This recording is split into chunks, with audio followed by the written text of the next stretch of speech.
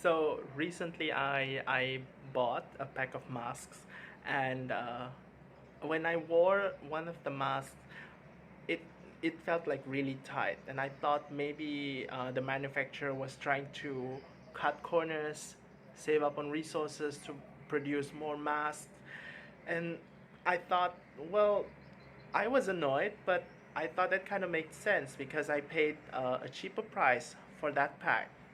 But as it turned out, after one of my friends checked the packaging, it was actually masks meant for children.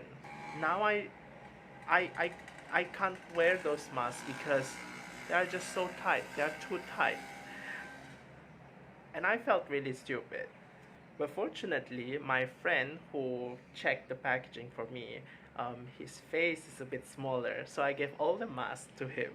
So this is the wear a mask tag. I was tagged by Shawn from Shawn the Book Maniac, and the original tag video was by Brian from Bookish. And I think this tag has been going on for quite a while. I think 1 month or so. I was tagged like 1 month ago, and I think wearing masks is still quite relevant even right now, especially in my country, where, believe it or not, we actually saw like um, a surge in the number of cases. But anyway, talking about this tag is very simple, where all you need to do is just to talk about three books that you like, and those three books contain character that either wear a mask, um, conceal something about themselves, or wear some sort of protective headgear or something.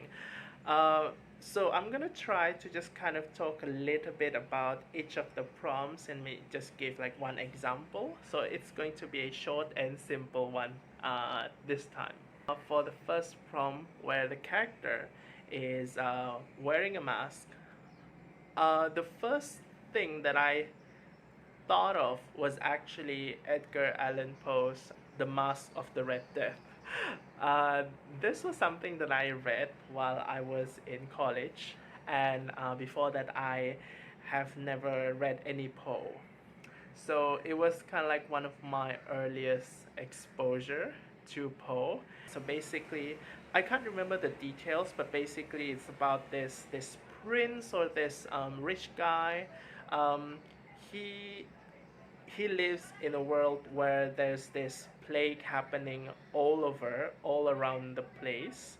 But because he's rich, he is able to kind of like live in this secluded fortress or something, and protects himself and the people near him. And most of those people are like rich people as well. So basically, the rich people are safe, but then the people who are not so rich outside, they are kind of affected by this plague.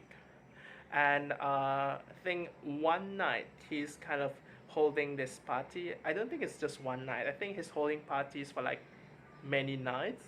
I can't remember. Again, I can't remember the details. While he was holding this party, it was like a mass party. There was this like really weird guest coming in, and that weird guest is wearing red, and everyone at the party was like, "Oh my gosh, who this is?" And as it turned out, that guest actually caused like everyone in the party to uh, fall and drop dead. So yeah, I forgot to tag a spoiler alert on that. So that was horrible of me. Um, I think that this story, it is kind of relevant to whatever that is happening right now, and it further shows just like how temporarily, at least, people who have more power, people who have more money, would be able to kind of protect themselves whenever something catastrophic is happening around, and like a plague. But eventually, these things, this plague, or anything that is capable of destroying people, it will kill regardless whether the people has money or not, whether they are rich or not. And I think it's really meaningful in that way. and that's why I think that that story is kind of nice. It's a lovely fuzzy story for everybody. So the next prompt is for a book that has a character who conceals something about themselves. Now this prompt is actually really easy because you can pretty much say almost all stories have this kind of elements in it where there is something that a character is not telling other people or the reader about. So I'm just going to give one example of one book that I read last year, which was awesome. So this one is The English Patient by Michael Ondaatje. I read this last year, and I actually had my copy at home. So this one is actually my second copy, bought for me by my sister because she didn't know that I actually read this book. So now I have two copies of The English Patient. So, English Patient is about this guy who is the so-called English patient, but we actually, we don't know if he's actually English or not. But he is certainly a patient because he is badly burned and his whole body is like wrapped in bandages, I think, and he's being taken care by this nurse, this young nurse. Um, so he and this nurse kind of develops some sort of bond over the course of the story, and at the same time in this novel we also explores more about the history and the identity of this English patient. So this story takes place around the time of the Second World War. So it's a war fiction, and the history of that English patient actually takes place during wartime. So in a way, he has something to do with the war, and some of his important life events revolves around the war. But again, this is something that he's concealing from other characters. Literally, all the characters that are present in the present time of this book does not know the actual identity of this guy. And even as readers, we actually don't know who he is while, when we start reading this book. So there's a lot of mystery going on as to who this English patient is.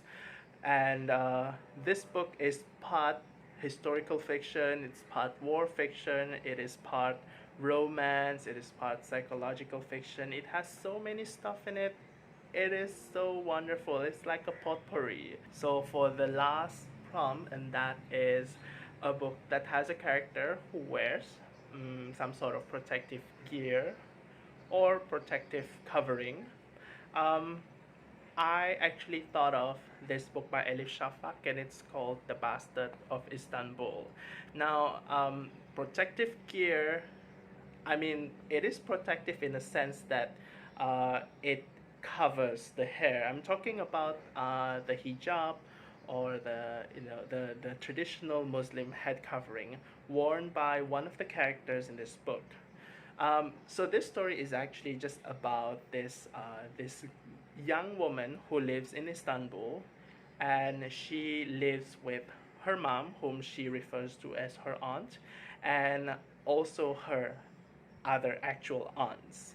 So what's lovely about this book is that it is a very nice family fiction slash historical fiction, and it explores a lot of stuff relating to history, identity, and it also touches upon a little bit about the relationship, the historical relationship between Turkey and Armenia. So many lovely, lovely stuff that you can read about in this book.